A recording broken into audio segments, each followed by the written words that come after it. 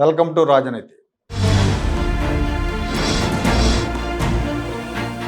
Mega డిఎస్సిలో అక్రమాలు జరిగాయని కూటమి ప్రభుత్వం మీద ఆరోపణలు చేస్తున్న వైఎస్ జగన్మోహన్ రెడ్డికి విద్యామంత్రి నారా లోకేష్ సవాల్ విసిరారు.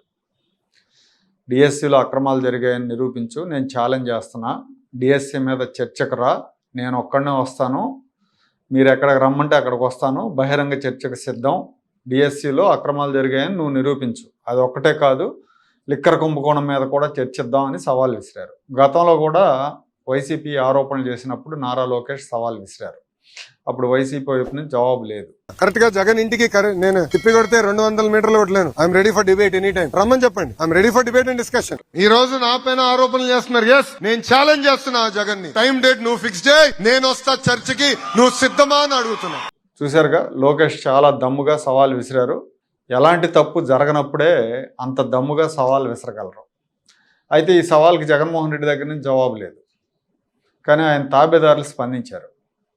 మా జగన్ దాకా ఎందుకు, మేము వస్తాం అన్నట్టుగా కురసాల కన్నబాబు, పేరు నాని వంటి వాళ్ళు మాట్లాడారు. మేము చర్చకు రెడీ, దయచేసి మీరే చెప్పండి. మీ సినిమా భాషలో చెప్పాలంటే ప్లేస్ మీరు చెప్తారా, మేము చెప్పాలా? ఛానల్ మీరు చెప్తారా, మేము చెప్పాలా? సచివాలయమా లేకపోతే మీ ఆఫీసా? ఎక్కడ రావాలి చెప్పండి, మీరే చెప్పండి. పోనీ ఎవరు కావాలి చర్చకి? నన్ను రమ్మంటారా? మా పార్టీలో ఏ నాయకుడిని రమ్మంటారో మీరే చెప్పండి. మేము అందరం రెడీగా ఉన్నాం, మీతో చర్చకు వస్తాం. మాతో పాటు ఎవరైతే దగాబడ్డ అభ్యర్థులు ఉన్నారో వాళ్ళు కూడా వస్తారు. ఈ రాష్ట్రానికి మంత్రివి, మొదటిసారి ఎమ్మెల్యే మీరు చేసేది, first time MLA Nara Lokesh, మంత్రి మీ హోదా.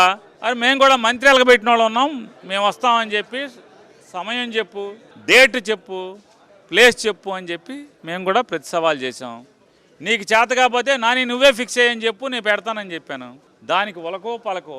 చూశారుగా, మా జగన్మోహన్ రెడ్డి దాకా ఎందుకు, నువ్వు ఒకసారి ఎమ్మెల్యేవి, రెండోసారి మంత్రివి, నీ స్థాయి జగన్ స్థాయి కాదు అని ఆయన లోకేష్ మీద మాట్లాడుతున్నారు. పేరు నాని గారు, నేనే వస్తా, తేలుద్దాం, దేని మీద మాట్లాడదామంటే దాని మీద మాట్లాడదాం అని చెప్పి నాని చెప్తా ఉన్నారు. మరి నానికున్న స్థాయి అంటే ఆయన కూడా ఒకసారి మంత్రే కదా.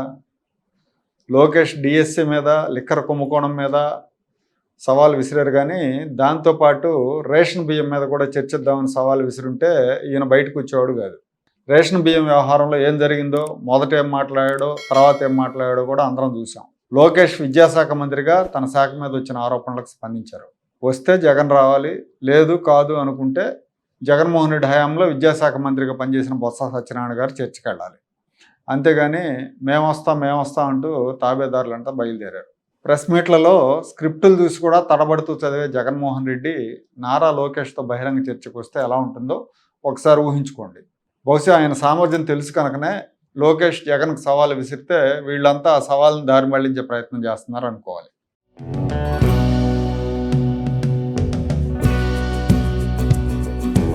Like, share and subscribe to Rajaniti channel.